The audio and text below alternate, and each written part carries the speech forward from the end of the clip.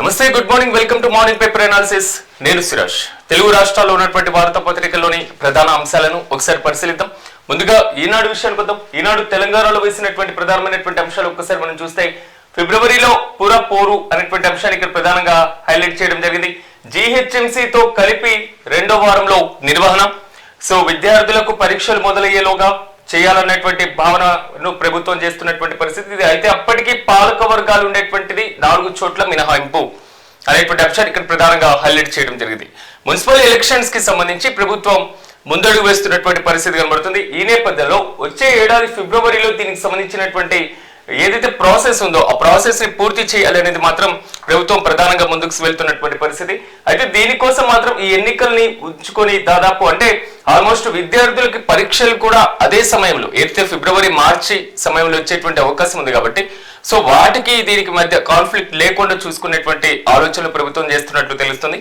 ఈ మేరకు మాత్రం ఫిబ్రవరిలో నిర్వహించేటువంటి పుర పోరులో రాష్ట్రంలో ఎలాంటి ప్రభావం చూపించబడుతుంది అనేది ఇప్పటి నుంచే ఊహాగానాలు వ్యక్తమైనటువంటి పరిస్థితి. ఎందుకంటే సర్పంచ్ ఎన్నికలు పూర్తయినటువంటి నేపథ్యం, ఈ నేపథ్యంలో ఎంపీటీసీ జెడ్పీటీసీ ఎన్నికలకు సంబంధించినటువంటి తంతు ప్రారంభం కానుంది.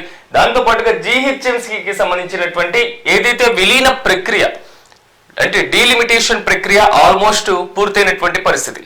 అంటే ఒక రకంగా చెప్పుకోవాలంటే జీహెచ్ఎంసీ ఉన్నటువంటి ఏదైతే డివిజన్ల సంఖ్య 150 నుంచి 300 స్థానాలకి పెంచడం జరిగింది.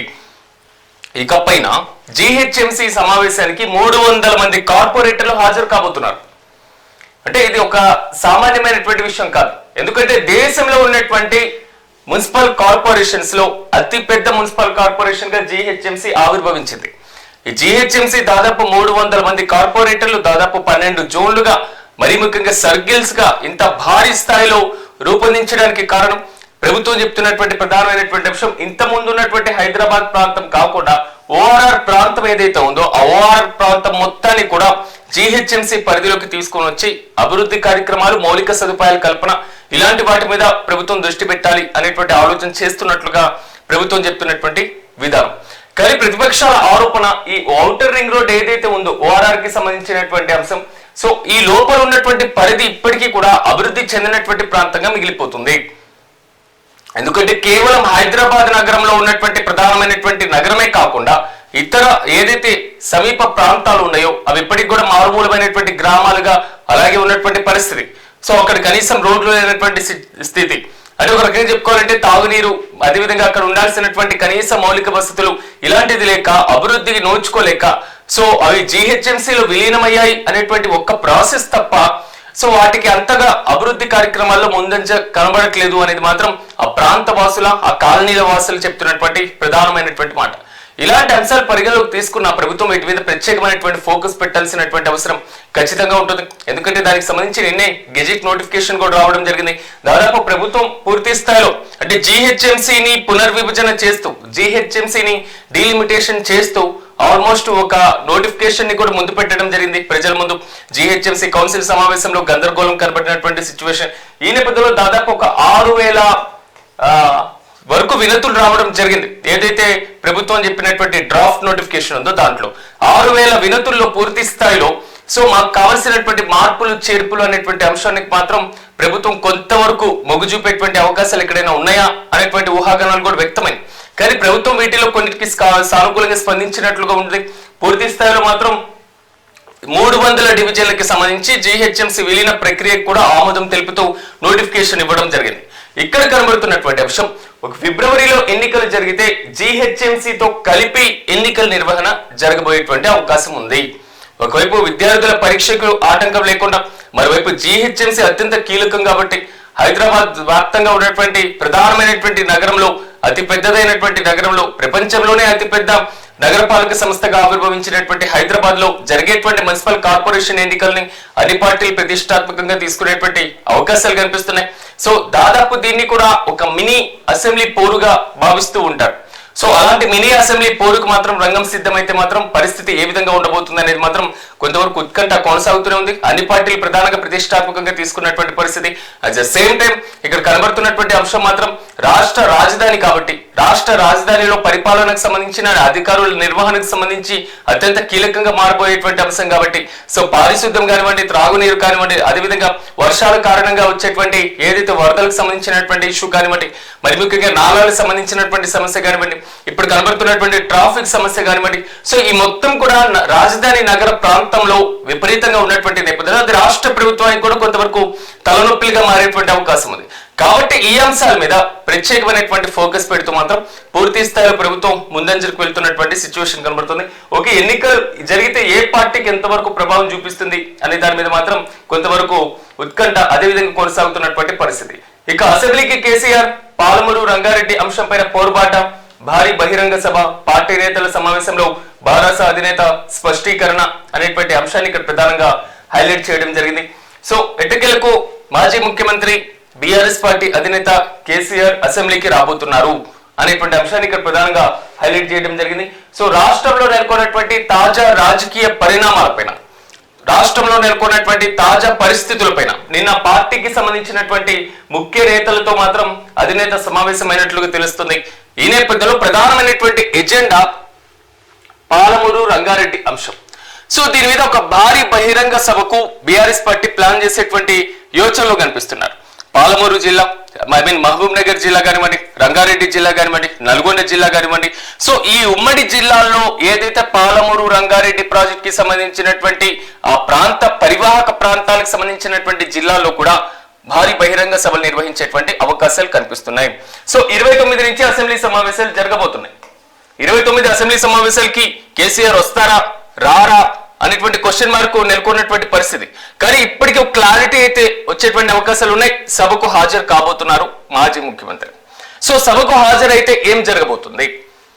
పాలమూరు రంగారెడ్డి ప్రాజెక్ట్ కి సంబంధించి రాష్ట్రంలో ఎత్తిపోతల పథకాలకు సంబంధించి గత ప్రభుత్వ హయాంలో ఇచ్చినటువంటి ప్రాధాన్యత ఏంటి, ప్రస్తుత ప్రభుత్వ హయాంలో ఇస్తున్నటువంటి ప్రాధాన్యత ఏంటి? ఇప్పటికే దీనికి సంబంధించి జనవరి 1వ తేదీన పూర్తి స్థాయిలో ఒక పవర్ పాయింట్ ప్రెజెంటేషన్ దిశగా ప్రభుత్వం అడుగులు వేస్తుంది. నీటిపారుదల శాఖ మంత్రి ఉత్తమ్ కుమార్ రెడ్డి దీనికి సంబంధించినటువంటి పవర్ పాయింట్ ప్రెజెంటేషన్ ఇవ్వబోతున్నారు. సో రాష్ట్ర మంత్రులతో పాటుగా రాష్ట్ర పార్టీ ముఖ్య నేతలు, ఎమ్మెల్యేలు, ఎమ్మెల్సీలు, సో పార్టీకి సంబంధించినటువంటి కీలకమైనటువంటి వ్యక్తులందరూ కూడా హాజరయ్యేటువంటి అవకాశం కనిపిస్తుంది. ఒక రకంగా చెప్పుకోవాలంటే కాంగ్రెస్ ప్రభుత్వ హయాంలో లాస్ట్ 10 ఇయర్స్ బీఆర్ఎస్ ప్రభుత్వ హయాంలో నిర్మించినటువంటి ప్రాజెక్టుల యొక్క పురోగతి, నీటి కేటాయింపులు, నీటిపారుదల రంగానికి ఇచ్చినటువంటి ప్రాధాన్యత, ఈ అంశాన్ని ప్రధానంగా బేరీజు వేసుకునేటువంటి అవకాశాలు కనిపిస్తున్నాయి. ఒకవేళ పవర్ పాయింట్ ప్రెజెంటేషన్ అనేది శాసనసభలో ఎందుకు ఇవ్వడం లేదు అనేటువంటి క్వశ్చన్ కూడా ఇక్కడ రైజ్ అవుతుంది. కానీ ప్రజాక్షేత్రంలో ఉన్నాం కాబట్టి ప్రజాభవన్ వేదికగా దీన్ని ఇవ్వాలి అనేటువంటి ఆలోచన చేస్తున్నాం అనేది మాత్రం ప్రభుత్వం చెప్తున్నటువంటి మాట. కానీ 29న శాసనసభలో జరిగేటువంటి చర్చ ఏ విధంగా ఉండబోతుంది అనే దానిపైన కూడా ఉత్కంఠ కొనసాగింది. మీరు ముందు సభకు రండి, మీకు హుందాతనానికి భంగం కదలకుండా మేము పూర్తి స్థాయిలో గౌరవిస్తాం, ఖచ్చితంగా మాట్లాడేటువంటి అవకాశం ఇస్తాం అని పదే పదే ముఖ్యమంత్రి రేవంత్ రెడ్డి చెప్పినటువంటి మాటలోనే మాజీ సీఎంని ఉద్దేశం పెట్టుకొని, సో ఇలాంటి సందర్భంలో కేసీఆర్ శాసనసభకు వస్తే ఆయనకు తగినటువంటి గౌరవం లభిస్తుందా? సో చర్చలో పాల్గొనేందుకు తగిన సమయం కేటాయిస్తారా? సో కేటాయించేటువంటి సమయం ఏ విధంగా ఉంది? సభలో పూర్తి స్థాయిలో డిస్కషన్ జరిగే వరకు సో మాజీ సీఎం సభలోనే ఉంటారా? లేకపోతే ఏమైనా వాగ్వాదాలు ఏదో ఒకటి సాధారణంగా అసెంబ్లీలో జరిగేటువంటి కార్యకలాపాలు ఉంటాయి కాబట్టి సో వాటి ద్వారా అసంతృప్తి చెంది ఏదైనా సభ నుంచి బయటకు వచ్చేస్తారా, వాకౌట్ చేస్తారా, లేకపోతే సభలో పూర్తి స్థాయిలో డిస్కషన్ లో పార్టిసిపేట్ చేసేటువంటి అవకాశం ఉందా? సో ప్రభుత్వం తగినటువంటి సమయం, గౌరవాన్ని ఇచ్చేటువంటి అవకాశాలు కనబడుతున్నాయా? అసలు శాసనసభలో ఏం జరగబోతుంది? ఈసారి కేసీఆర్ కూడా రాబోతున్నారు కాబట్టి ఎలా ఉండేటువంటి అవకాశం ఉంది అనే దానిపైన ఉత్కంఠ కొనసాగేటువంటి అవకాశం అయితే చాలా స్పష్టంగా కనబడుతుంది. 29న దీనికి సంబంధించి ఉంది. అయితే ఇప్పటి వరకు ఉన్నటువంటి ఇన్ఫర్మేషన్ ప్రకారం, ఇప్పటి వరకు ఉన్నటువంటి సమాచారం ప్రకారం కొంతవరకు క్లారిటీ, స్పష్టత సభకైతే కేసీఆర్ రాబోతున్నారు అనే దానిపైన మాత్రం కొనసాగింది. ఈ నేపథ్యంలో అసలు పాలమూరు రంగారెడ్డి ప్రాజెక్టులు ఏమో జరుగుతున్నాయి. సో కృష్ణా గోదావరి బేసిన్ కి సంబంధించినటువంటి అంశాలు ఏ విధంగా ఉన్నాయి, ఈ అంశాలపైన పూర్తి స్థాయిలో అంటే గతంలో శ్వేతపత్రాలు అనేటువంటి విషయం అనుకోవచ్చు, సో కాళేశ్వరానికి సంబంధించినటువంటి విషయం అనుకోవచ్చు. అంటే ఇక్కడ కనబడుతున్నటువంటి ఇష్యూస్ ప్రధానంగా ఏ ప్రాజెక్ట్ కి ఎంతవరకు ప్రాధాన్యత ఇవ్వాలి, ఏ ప్రాజెక్ట్ కి ఎంత కేటాయింపులు జరగాలి. సో పాలమూరు జిల్లా చాలా వెనుకబడినటువంటి జిల్లా. ఒక రకంగా చెప్పుకోవాలంటే పాలమూరు జిల్లాకి సంబంధించినటువంటి నీటి కేటాయింపులో అన్యాయం జరిగితే మాత్రం ఆ ప్రాంత వాసులే కాదు అక్కడ కూడా తీవ్రమైనటువంటి ప్రతిఘటన తప్పేటువంటి పరిస్థితులు లేవు. ఇలాంటి సందర్భంలో పాలమూరుకి సంబంధించినటువంటి ప్రధానమైనటువంటి అంశాలు ఒక్కసారి మనం పరిశీలిస్తే, ఎప్పుడైనా నీటి కేటాయింపులకు సంబంధించినటువంటి అంశం ఏదైనా ఉన్నప్పుడు సో ఎగువ ప్రాంతాలు ఎగువ రాష్ట్రాల నుంచి నీటి కేటాయింపులు లేకపోతే ప్రాజెక్టుల నిర్మాణం చేసుకుంటూ వస్తూ ఉంటే నీటి కేటాయింపులు కొంతవరకు ఉండేటువంటి అవకాశం ఉంది. కానీ దిగువ రాష్ట్రాల నుంచి నీటి కేటాయింపులు, మరి ముఖ్యంగా దిగువ రాష్ట్రాల నుంచి ఏదైతే ప్రాజెక్టుల నిర్మాణం చేపడితే మాత్రం కొంతవరకు వీరి మీద క్లిష్టత ఉండేటువంటి అవకాశాలు కనిపిస్తున్నాయి. ఒక్కసారి మనం కృష్ణా రివర్ కి సంబంధించినటువంటి అంశం ఒక్కసారి మనం పరిశీలించినప్పుడు, ఆంధ్రప్రదేశ్ బార్డర్ కి వచ్చేటువంటి సమయంలోనే ఆల్మోస్ట్ పులిచింతల ప్రాజెక్ట్ కంప్లీట్ అయిపోయినటువంటి దశ, నాగార్జున సాగర్ ప్రాజెక్ట్ కంప్లీట్ అయిపోయినటువంటి దశ, శ్రీశైలం ప్రాజెక్ట్ కంప్లీట్ అయ్యేటువంటి పరిస్థితి ఎప్పుడూ అయిపోయింది. సో ఇంతవరకు ఆంధ్ర బార్డర్ లోనే ప్రధానమైనటువంటి డ్యామ్లు ఉన్నటువంటి నేపథ్యంలో తెలంగాణ పరివాహక ప్రాంతాల్లో ఏదైతే కృష్ణా నది ప్రవహిస్తుందో, సో ఈ ప్రవహించేటువంటి పద్ధతిలో ఒక జూరాల ప్రాజెక్టు మినహా అతి భారీ ప్రాజెక్ట్ తెలంగాణ ప్రాంతంలో కృష్ణా నది పైన ఎక్కడైనా ఉందా అనేటువంటి ప్రశ్నలు వస్తున్నాయి. ఒకవేళ తెలంగాణని క్రాస్ అయిపోయి మళ్ళీ కర్ణాటక బార్డర్కి వెళ్ళినప్పుడు అక్కడ ఆల్మట్టి డ్యామ్లకి సంబంధించినటువంటి తుంగభద్ర డ్యామ్ కి సంబంధించినటువంటి ఇష్యూ కానివ్వండి, సో ఆ రాష్ట్రంలో నిర్మాణం చేపట్టినటువంటి ఇతర ప్రాజెక్టులు కానివ్వండి, అంటే పైనుంచి ప్రాజెక్టుల నిర్మాణం చేపట్టుకుంటూ వస్తే ప్రతి ప్రాజెక్ట్ కి నీటి కేటాయింపు, ఆ ప్రాజెక్టు పరివాహక ప్రాంతాలకు సంబంధించినటువంటి కాల్వల నిర్మాణం, సో సాగునీరు ఎంత జరుగుతుంది, ఆయకట్టు ఎన్ని వేల హెక్టార్లకు సంబంధించినటువంటి ఉంది, సో ఇలాంటి అన్ని పరంపర కొనసాగేటువంటి విధానం ఉండేది. కానీ కింద నుంచి ప్రాజెక్టులు కట్టుకుంటూ వెళ్ళడం వల్ల ఆల్మోస్ట్ పైన ఎగువ ఉన్నటువంటి రాష్ట్రాలకు నీటి కేటాయింపులో అన్యాయం జరుగుతుంది అనేది మాత్రం ఇక్కడ తెలంగాణ నుంచి బలంగా వినిపిస్తున్నటువంటి వాదన. ఈ నేపథ్యంలో జూరాల ప్రాజెక్ట్ కి ఎగువన దీనికి సంబంధించినటువంటి నీటి వినియోగానికి సంబంధించిన ప్రాజెక్టుల నిర్మాణాన్ని చేపట్టేటువంటి అవకాశం కనిపిస్తుందా, లేదా జూరాల నుంచి ఏదైతే శ్రీశైలం మధ్య ఉన్నటువంటి ప్రధానమైనటువంటి ఉన్నాయో సో ఆ ప్రాంతంలో నిర్మించేటువంటి అవకాశాలు ఏమైనా ఉన్నాయా అనేటువంటి ఆలోచన కూడా ప్రధానంగా ఉన్నటువంటి పరిస్థితి. ఇలాంటి నేపథ్యంలో అసలు ప్రాజెక్టుల నిర్మాణానికి సంబంధించినటువంటి దాంట్లో ఎంత పురోగతి ఉంది, మరి ముఖ్యంగా పాలమూరు రంగారెడ్డికి సంబంధించి ఇన్ని రోజులు ఇది పెండింగ్ లో పడి ఉన్నటువంటి అంశం, సో ఒక్కసారిగా ఇది తెర మీదకి రావడం నెక్స్ట్ ఎలాంటి పరిస్థితులకు దారి తీస్తుంది అనే దాని మీద కూడా కొంతవరకు ప్రశ్నలు అనేకం వస్తున్నాయి. At the same time Dindi lift project కి సంబంధించి కూడా సో అవసరమా ఆ ప్రాజెక్టు నిర్మాణం, ఆ పాలమూరు ప్రాజెక్ట్ కి సంబంధించినటువంటి ప్రధానమైనటువంటి ఇష్యూలో అసలు డిండి లిఫ్ట్ ని ఒకవేళ పూర్తి చేస్తే దానివల్ల ప్రయోజనం ఏముంది, ఒక అనవసరమైనటువంటి ఖర్చు కదా అనేటువంటిది మాత్రం పాలమూరు అధ్యయన వేదిక అనేటువంటి వారి దగ్గర నుంచి అభిప్రాయాలు కూడా వస్తున్నాయి. అంటే ఒక రకంగా చెప్పుకోవాలంటే ఇష్యూ మాత్రం పరంపర కొనసాగుతుంది. మరి రేపు సభలో ఏం జరగబోతుంది, మరి ముఖ్యంగా దాని తర్వాత ప్రభుత్వం ఇచ్చేటువంటి పవర్ పాయింట్ ప్రెజెంటేషన్ ఏ విధంగా ఉండబోతుంది, అట్ ద సేమ్ టైం సభకు హాజరైన తర్వాత మాజీ ముఖ్యమంత్రి కేసీఆర్ కూడా ఆల్మోస్ట్ వివిధ జిల్లాల్లో కూడా పర్యటన చేయబోతున్నారు.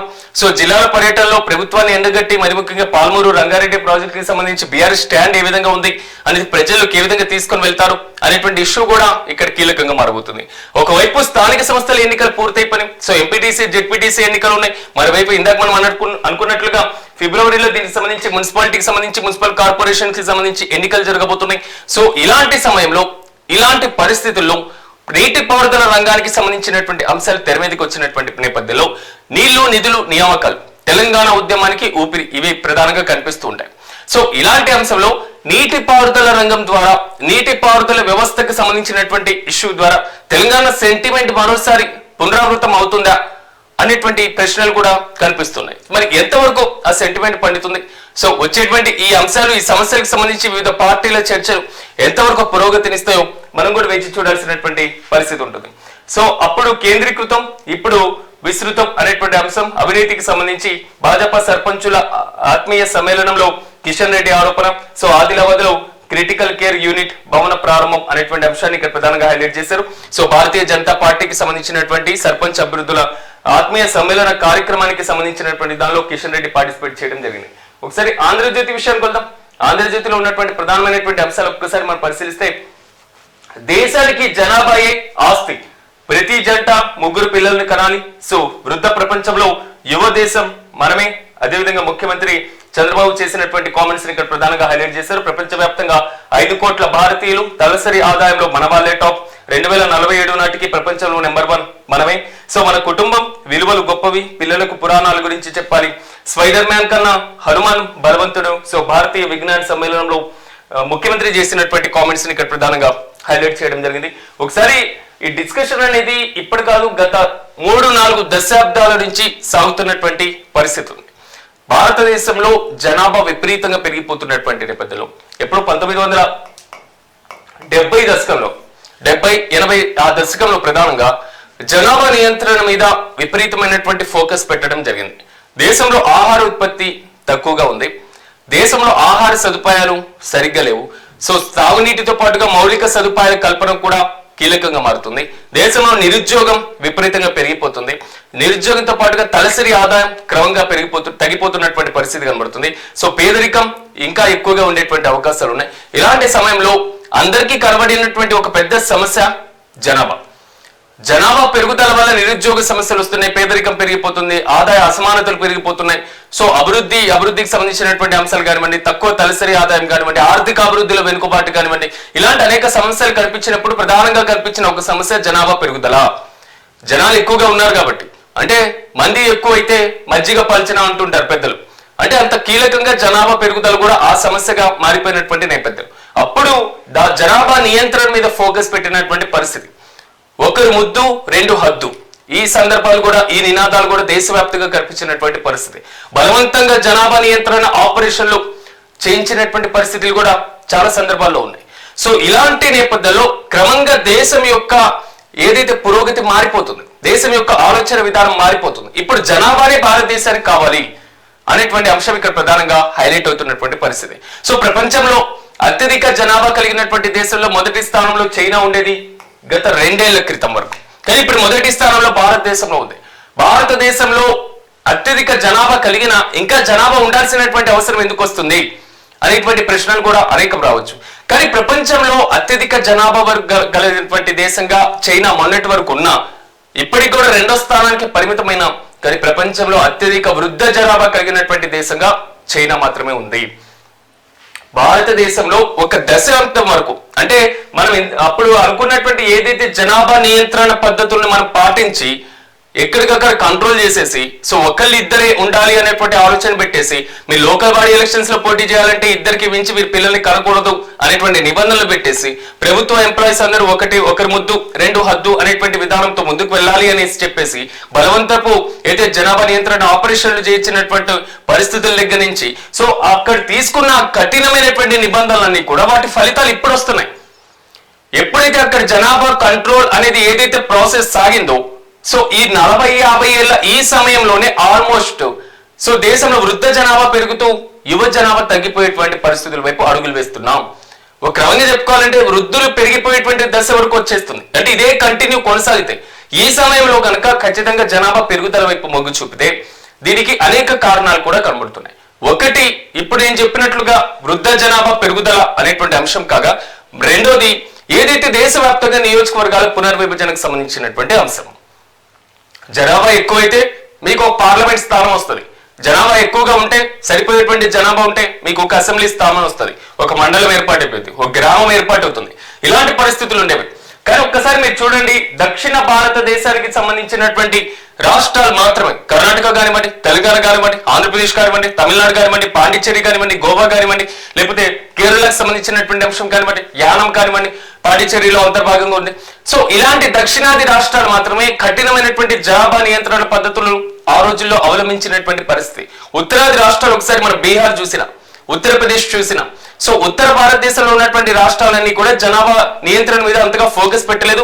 అక్కడ అత్యధికంగా జనాభా కలిగినటువంటి రాష్ట్రాలుగా ఇప్పుడు ఉన్నటువంటి పరిస్థితి. సో పేదరికంలో ఇంకా కనబడుతున్నటువంటి పరిస్థితి, అది రెండో విషయం పక్కన పెట్టేస్తే, రేపు నియోజకవర్గాల పునర్విభజన జరిగేటువంటి అవకాశాలు కనబడుతున్నాయి. దేశంలో పార్లమెంట్ నియోజకవర్గాల డీలిమిటేషన్ జరగబోయేటువంటి అవకాశాలు కనబడుతున్నాయి. పార్లమెంట్ స్థానాలు 545 నుంచి ఇంకా పెరిగేటువంటి అవకాశాలు కనబడుతున్నాయి. ఇలాంటి అవకాశాల నేపథ్యంలో ప్రభుత్వం ప్రాతిపదికన తీసుకునేటువంటి ఒకే ఒక్క అంశం జనాభా అంశం. సో ఆ జనాభా తగ్గితే దక్షిణాది రాష్ట్రాలకు సంబంధించినటువంటి పార్లమెంట్ స్థానాలు తగ్గిపోతాయి, ఉత్తరాది రాష్ట్రాల్లో ఉన్నటువంటి పార్లమెంట్ స్థానాలు విపరీతంగా పెరిగిపోతాయి.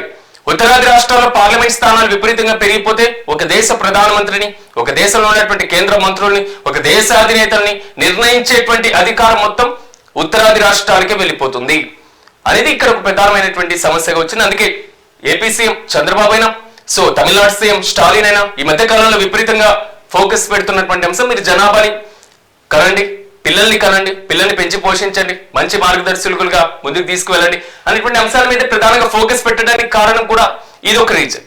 అంటే ఒకటి, దేశంలో ఏదైతే వృద్ధ జనాభా పెరుగుదల కంట్రోల్ చేసేస్తూ, అంటే వృద్ధ జనాభా దిశగా అడుగులు వేయడం కన్నా ఇక నవశకానికి ప్రారంభిస్తూ అంటే కొత్త తరానికి మరింత అవకాశం కల్పించాలి, యువ జనాభా పెరుగుదలపై ఫోకస్ పెట్టాలి అనే దానిపైన ఒకటి. రెండోది ఏదైతే పార్లమెంట్ నియోజకవర్గాలకు సంబంధించి ఈ రెండు అంశాలు మాత్రం ప్రస్తుతం కనబడుతున్నటువంటి ఇష్యూ. సో జనాభా పెరుగుదల మీద ప్రభుత్వాలు ఫోకస్ పెడుతున్నటువంటి పరిస్థితి అయితే చాలా స్పష్టంగా కనబడుతున్నాయి. అట్ ద సేమ్ టైం ఇప్పుడు ఒకసారి చూసుకున్న చైనాలో వృద్ధ జనాభా, నేను చెప్పినట్లుగా వృద్ధ జనాభా విపరీతంగా పెరిగిపోయినటువంటి నేపథ్యంలో అక్కడ పిల్లల్ని కనడం కోసం దంపతులకి హాలిడేస్ కూడా ఇస్తున్నటువంటి పరిస్థితులు కూడా కనబడుతున్నాయి. ఎందుకంటే అక్కడ యూత్ లేరు, యువ జనాభా లేరు, వాళ్ళకి యూత్ లేకపోతే భవిష్యత్తు ఉండేటువంటి అవకాశం ఉండదు. భవిష్యత్తు లేనటువంటి సందర్భంలో ఆ దేశంలో తదుపరి ఏం జరగబోతుంది, వృద్ధులు ఎంతకాలం పాటు పరిపాలన చేస్తారు, ఒకవేళ పరిపాలన నుంచి పక్కన పెట్టేసిన వృద్ధ జనాభా తర్వాత ఉండేటువంటి అవకాశాలు ఎలా కనబడుతున్నాయి. అందుకని ప్రత్యేకమైనటువంటి ఫోకస్ మాత్రం ఉత్తరాది ఆసియా దేశాలు కూడా ఇచ్చినటువంటి పరిస్థితులు. సో దక్షిణాసియా ప్రాంతంలో భారతదేశం దీనికి ముందడుగు అంటే ఇంకొంచెం ముందే స్టెప్ తీసుకుంటుంది అనేది మాత్రం ఇక్కడ కనబడుతున్నటువంటి అంశం. సో ప్రతి జంట 3 పిల్లల్ని కనాలి అనేటువంటి ఇష్యూలో భాగంగా రీసెంట్ గా స్థానిక సంస్థల ఎన్నికల్లో పోటీ చేసేటువంటి అభ్యర్థులకి 2 పిల్లలు మాత్రమే ఉండాలి, అంతకు మించి ఉండకూడదు అనేటువంటి నిబంధనను ఏపీ సర్కార్ ముందే తీసేసింది. రీసెంట్ గా తెలంగాణ సర్కార్ కూడా దాన్ని పక్కన పెట్టేసినటువంటి పరిస్థితులు అయితే చాలా స్పష్టంగా కనబడ్డాయి. కాబట్టి జనాభా మీద ఎక్కువగా ఫోకస్ పెట్టినటువంటి పరిస్థితి. అట్ ద సేమ్ టైం ఇప్పుడు కనబడుతున్నటువంటి అంశం పిల్లలకి పురాణాలు కాదని చెప్పాలి అనేటువంటి విషయాన్ని ఇక్కడ ప్రధానంగా హైలైట్ చేయడం జరిగింది. నిన్న జరిగినటువంటి ఏదైతే సదస్సు ఉందో, నిన్న జరిగినటువంటి అత్యంత తిరుపతి వేదికగా సాగినటువంటి సదస్సులో భారత విజ్ఞాన సమ్మేళనంలో కూడా 2 పార్టిసిపేట్ చేయడం జరిగింది. ముఖ్యమంత్రితో పాటుగా ఆర్ఎస్ఎస్ చీఫ్ మోహన్ భాగవత్ కూడా పార్టిసిపేట్ చేశారు.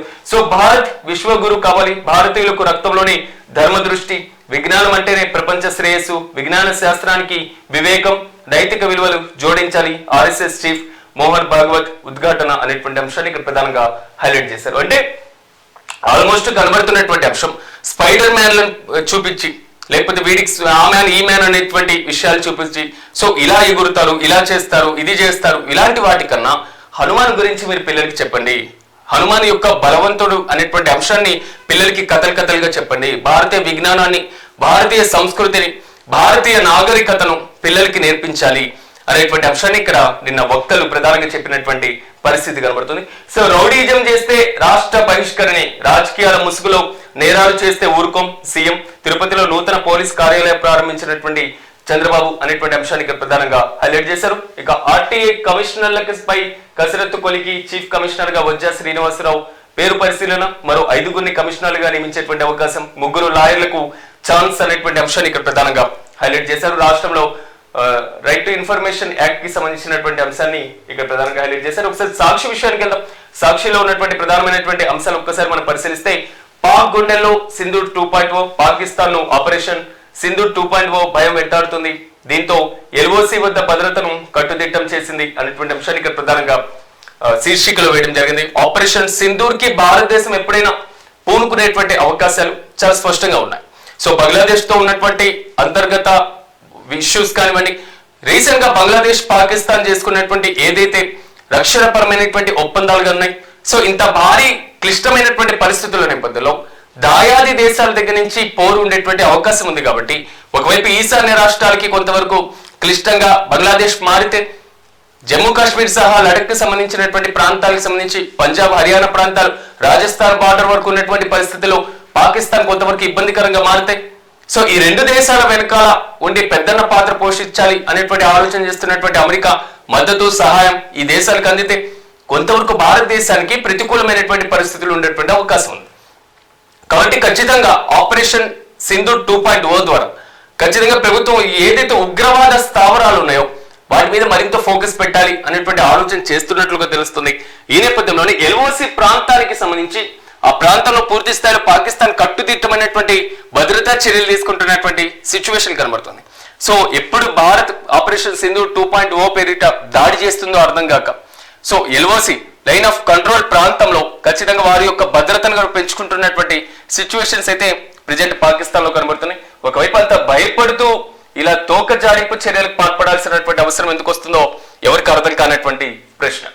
సో వసతి గృహాల్లో వరకు రాష్ట్రంలో సంక్షేమ హాస్టళ్లలో కానరాని కనీస సదుపాయాలు అనేటువంటి అంశాన్ని ఇక్కడ ప్రధానంగా హైలైట్ చేయడం జరిగింది. 70% హాస్టళ్లలో గ్లీజర్లు పనిచేయక వణుకుతూనే విద్యార్థులు చన్నీటి స్నానాలు, కిటికీలకు తలుపులు లేక తంటాలు, పుస్తకాలు అడ్డు పెట్టుకుని సరిపెట్టుకుంటున్నటువంటి వైనం, చలిమంటలతో జాగారం, దగ్గు జలుబుతో సతమతం, ఇక హాస్టళ్లలో ఉండేందుకు జంకు, వరుస సెలవులు వస్తే ఇళ్లకి పరుగులు అనేటువంటి అంశానికి ప్రధానంగా హైలైట్ చేశారు. ఏదైతే రాష్ట్రంలో ఉన్నటువంటి వసతి గృహాలు హాస్టల్ కి సంబంధించి విద్యార్థులు ఎదుర్కొంటున్నటువంటి సమస్యల్ని ఇక్కడ ప్రధానంగా హైలైట్ చేయడం జరిగింది. వీటి మీద ఎప్పటికప్పుడు మానిటరింగ్ చేస్తూ ఉండాల్సినటువంటి అవసరం ఖచ్చితంగా ఉంటుంది.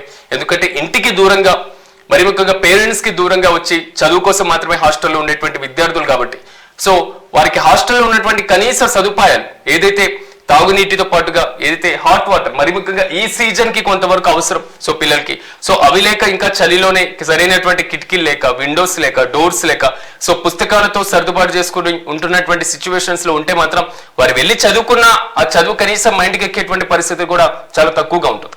కాబట్టి ప్రభుత్వాలు వీటి మీద ఎప్పటికప్పుడు కంట్రోల్ చేస్తూ మాత్రం ముందుకు సాగాల్సినటువంటి పరిస్థితి ఖచ్చితంగా ఉంటుంది. సో మానిటరింగ్ అవసరం. ఎప్పటికైనా నియంత్రణ అనేటువంటి ఇష్యూని పక్కన పెట్టేస్తే నిర్వహణ మరింత అవసరమైనటువంటి అవకాశం ఉంటుంది. ఎప్పుడైనా ఇలాంటి వ్యవస్థల్ని ఏర్పాటు చేయడం చాలా సులువు. ఒక 4 హాస్టల్స్ కాకపోతే 10 హాస్టల్స్ ని ఏర్పాటు చేసేస్తాం. ప్రభుత్వం ఒక్కసారి నిధులు మంజూరు చేసేస్తే హాస్టల్స్ ని ఏర్పాటు చేయడం పెద్ద కష్టమేం కాదు. కానీ ఆ హాస్టల్స్ నిర్వహణ అనేది మరింత కష్టంగా ఉంటుంది. ఆ కష్టాన్ని పూర్తి స్థాయిలో ప్రభుత్వమే భరించాల్సినటువంటి అవసరం ఉండేటువంటి ఛాన్సెస్ చాలా కష్టంగా ఉండాలి. చాలా వరకు అంటే వీటినే ప్రధానంగా తీసుకోవాల్సినటువంటి అవసరం ఖచ్చితంగా ఉంటుంది. కాబట్టి మార్నింగ్ పేపర్ అనాలిసిస్ లో షార్ట్ బ్రేక్ తీసుకుందాం. బ్రేక్ తర్వాత మనతో పాటుగా అనలిస్ట్ రామ్మోహన్ రావు గారు జాయిన్ అవుతారు. సో ఈ రోజు వచ్చినటువంటి వార్తా పత్రికలకు సంబంధించినటువంటి ప్రధాన అంశాలపైన వారి యొక్క విశ్లేషణ వింటాం. At the same time Telugu రాష్ట్రాల్లో ఉన్నటువంటి వార్తా పత్రికల్లోని ప్రధాన అంశాలు ఇవి. సో మార్నింగ్ పేపర్ అనాలిసిస్ లో